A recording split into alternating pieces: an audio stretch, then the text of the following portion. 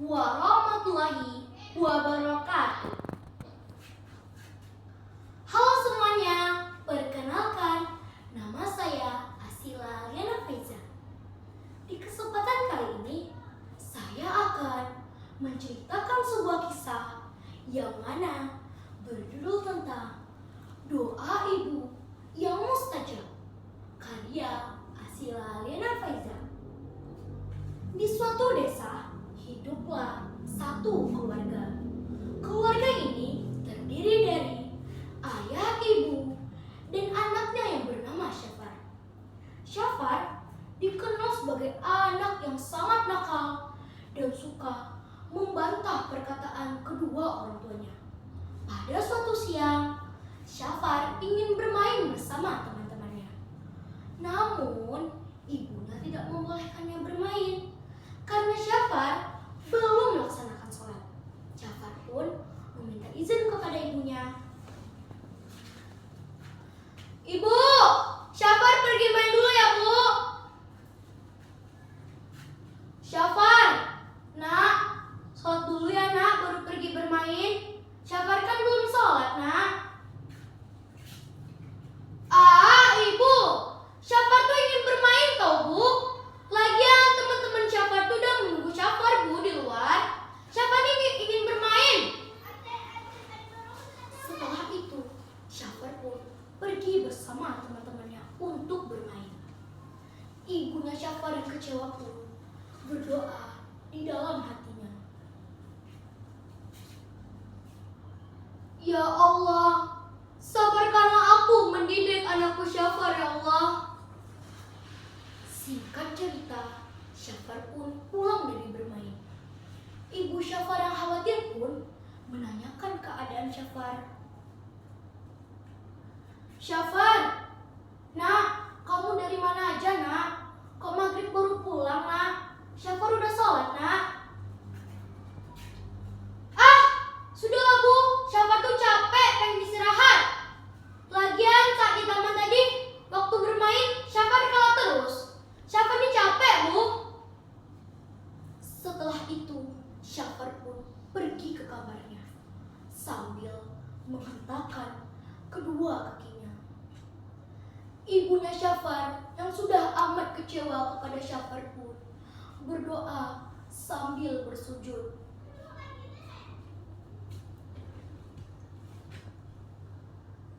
Ya Allah, apalah salah dan dosaku, ya Allah, sehingga anakku Syafar menjadi seperti ini.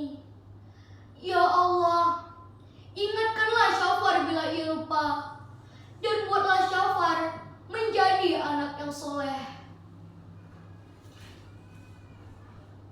Setelah berdoa, ibu pun pergi ke dapur untuk memasak makan malam. Dan pada malam harinya, Syafar yang lapar pun menuju ke dapur.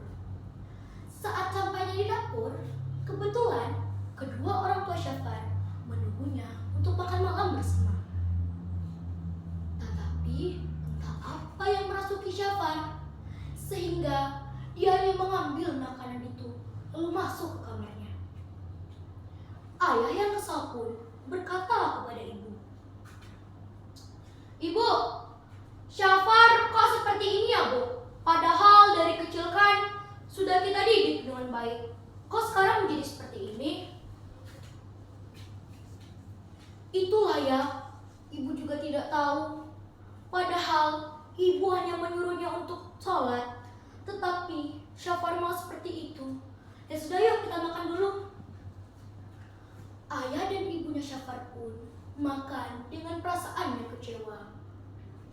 Dan pada malam harinya, semua orang sudah tertidur lelap, termasuk Syafar.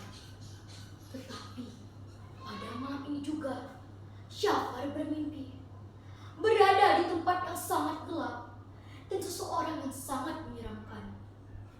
Syafar pun berteriak, memanggil kedua orang tuanya. "Ibu! Ayah! Kalian di mana, Bu? Ayah! Ibu, ayah! Tolong Syafar, Bu! Ayah! Ibu!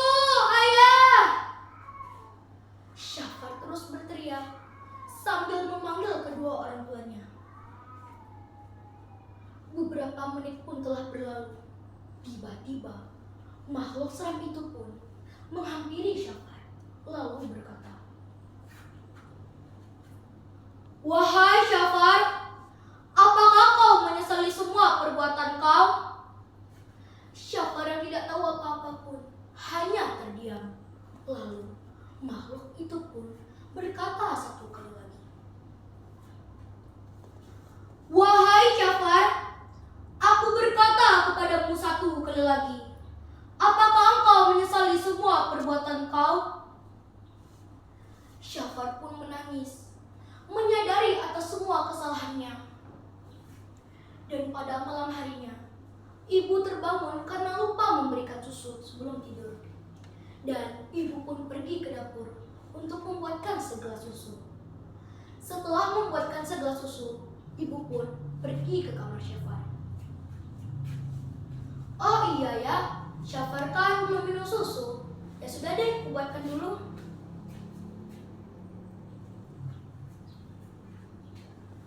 "Syafar, Syafar, nak minum susu dulu nak sebelum tidur. Syafar, Syafar." Ibu terus mengetuk pintu kamar Syafar, tetapi Syafar tidak menjawab panggilan ibu. Ibu yang panik pun memanggil ayah untuk menuju ke kamarnya. Saat pintu berhasil dibuka, terkejutnya kedua orang tua Syafar melihat tubuh anaknya yang pingsan tidak sadarkan diri. Ibu pun menangis, memeluk tubuh Syafar yang terbujur kaku sambil berdoa, "Ya Allah, telah aku maafkan dosa anakku Syafar ya Allah. Tetapi kembalikanlah dia kepada kami ya Allah. Aku bermohon kepadamu ya Allah." Beberapa menit pun berlalu. Tiba-tiba Syafar terbangun dari pingsannya. Dia langsung bersujud, memohon ampun kepada ibunya. "Ibu, ibu, maafkan Syafar ya bu. Ibu, Syafar udah jadi anak durhaka bu. Ibu, ibu, maafkan Syafar ya bu."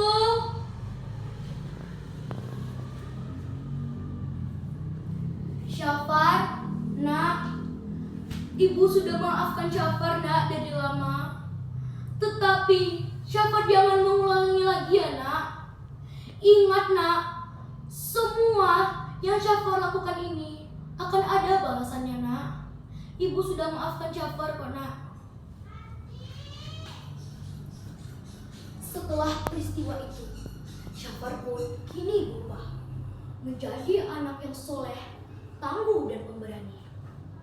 Nah, sekian dulu ya cerita dari saya. Saya akhiri dengan sapi pijak taman kota, rusak bunga karena layu. Janganlah kamu jadi anak durhaka, hormatlah kamu kepada ayah dan ibu. Assalamualaikum warahmatullahi wabarakatuh.